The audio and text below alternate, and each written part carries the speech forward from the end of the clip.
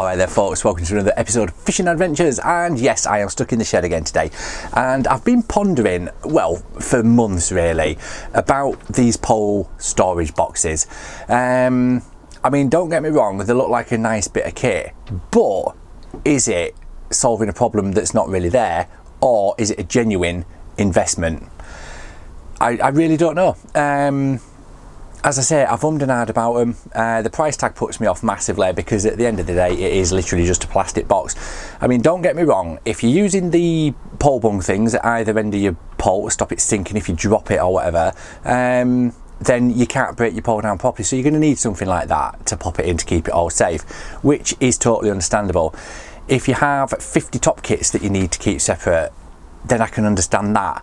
But for the average bloke on the street fishing, what, one day a week if that, one day a fortnight if they're lucky, is it worth it? Do you know what I mean? Or is it just buying it for the sake of buying it because they think they need it and they maybe don't? I don't know. But I want to quickly show you how I store my pole and the reasons why I do it.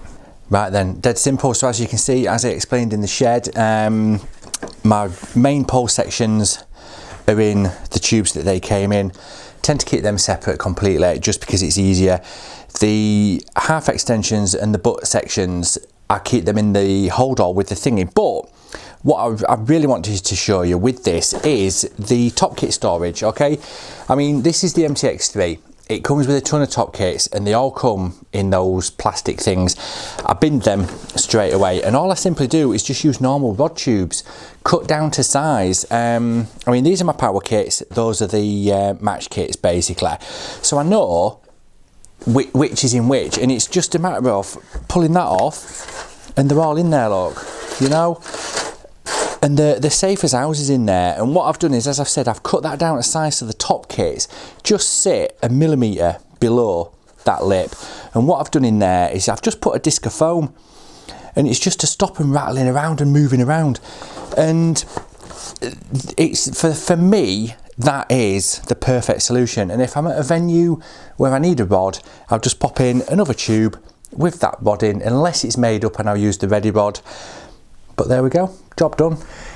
So there we go, just mega simple. And as I've said, I've cut the rod tubes down so there's just a tiny 1mm either side with the foam discs in the lids, and it just keeps everything there. They're not going to bounce up and down, so there's no fear of damage. If I need to take more, I can pop another one in and fill that with top kits. If I need to take less, I'll take one of the tubes out. Do you know what I mean? It makes more sense to me to do that rather than forking out 100 and odd quid for a plastic box that, is it worth it or not? I really don't know. But I just wanted to share with you what I do, and it saves you humping around the all the little individual tubes for your top kits and stuff like that. It just gets so messy and so disorganised. It's untrue. Just keep everything as simple as possible. I suppose that's the key, isn't it? It's keeping it simple so you know where it all is. It just helps you get ready for your match or break down a little bit faster. You're not faffing around looking for individual tubs with 6 to 8 on or 9 to 15 or whatever. Do you know what I mean? It's again, it's personal choice for fishing, isn't it? Everyone's got their own pros and cons.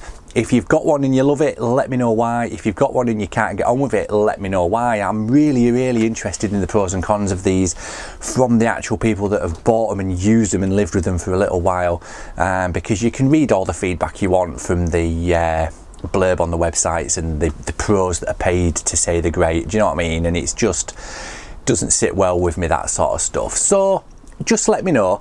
So yeah, if you're enjoying the videos, give this one a thumbs up, and I really want you to stick around for what is coming up next, because I've gone a little bit mad scientist on a lot of stuff, particularly the underwater stuff. I'm dead excited to show you the outcome of them, so stay tuned, and yeah, thanks.